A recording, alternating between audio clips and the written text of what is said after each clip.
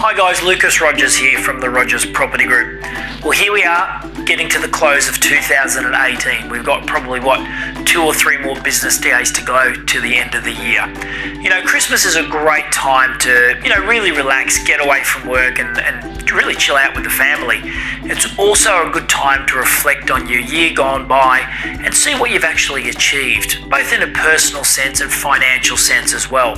What steps have you taken throughout the year to get yourself closer to your financial goals? Have you expanded your property portfolio?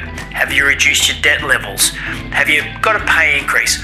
All those things are going to add up to getting you closer towards your financial goals. 2018, well, it's been a strange year. It's been an up and down year, I should say, for property in itself. We've seen a couple of markets, Sydney and Melbourne, really come off the boil significantly. While those markets doubled from 2010 to 2016, they've come off the boil over the last 18 months. Realistically speaking, they've only dropped by about 2.7 to 3%. However, the media portrays things slightly different. The media will tell you that the world's going to cave in and the property markets are going to drop by 50%. This is just not the case, and this hasn't happened for markets that have doubled in value over the last 6 years and then come off the boil by 3%.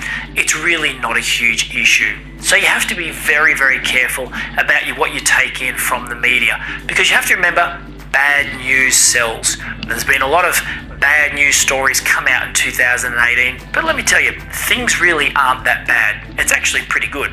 So while Sydney and Melbourne are coming off the boil at the moment, other markets around Australia are starting to come to the rise. Hobart's had a fantastic year, as has Brisbane as well. And the Brisbane market is certainly one to be watching for the 2019 year. You've got property prices in the area, or the median house price in the area is anywhere from, say, $550,000 to around about $600,000. So that's half of what Sydney is and nearly half of what Melbourne is.